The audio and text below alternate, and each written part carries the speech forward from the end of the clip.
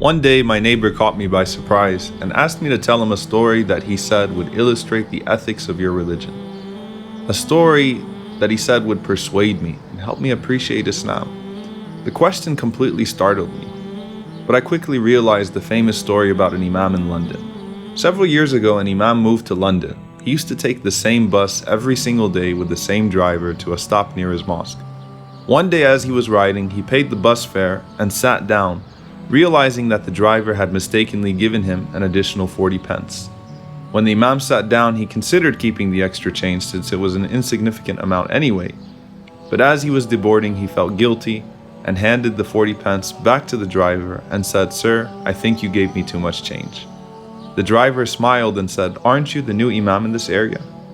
You know, lately I've actually been thinking about stopping by your mosque and learning about Islam.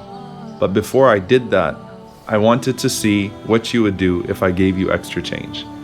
As the imam stepped off of the bus, he was so shaken by the incident that he grabbed the pole, looked up to the sky, and cried out, "Oh Allah, I almost sold Islam for 40 pence. My neighbor said, "Let's face it though, if it was a significant amount of money, the imam would have kept it."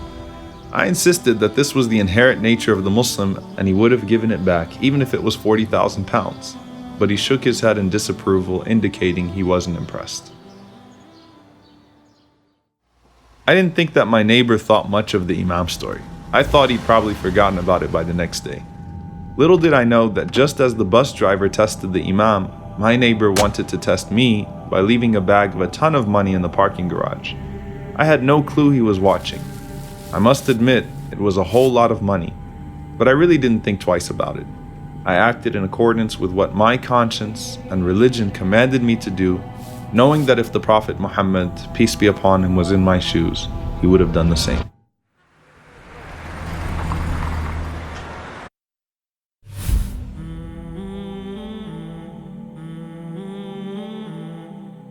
I had to find a way to get it back to its owner. I posted signs, I made calls, but got absolutely no response. People must have thought it was some kind of scam.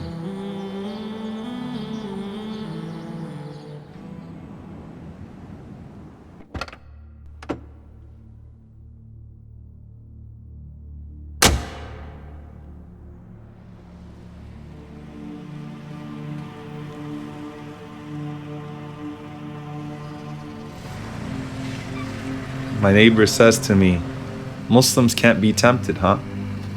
I knew you'd give in and spend the money."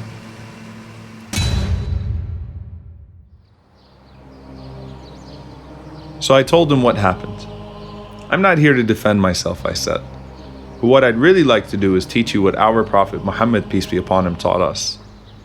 I gave him the donation receipt from the charity to which I donated the money and informed him that the car I was driving was actually my uncle's car, which I was borrowing because my car had to be fixed. So then I asked him, "Have you filed your taxes for the year yet? I think we should get this receipt to your CPA." Imagine having a nasty neighbor that verbally abuses you in every conceivable way. But despite all of that abuse, when he travels or has to find someone to watch his precious valuables, he trusts no one more than you because he knows your integrity. That was our Prophet Muhammad, peace be upon him. As we walked back home that day, my neighbor thanked me for the time we spent together, telling me I completely changed his perception of Islam and its Prophet. I then shared with him that it was our Prophet who said, "Honor the trust of those who give it to you, and do not betray the one who betrays you." What caught my attention is that my neighbor was willing to test me with such a huge amount of money, just to test my decency as a Muslim. إِنَّا عَرَضْنَا الْأَمَانَةَ عَلَى السَّمَاوَاتِ وَالْأَرْضِ وَالْجِبَالِ فأبين أن يحملنها وأشفقن منها وحملها الإنسان إنه كان ظلوما جهولا. I hope that the Prophet Muhammad, peace be upon him, would have been proud of how I responded. Rasulullah, we testify that you have fulfilled your trust and conveyed to us the message.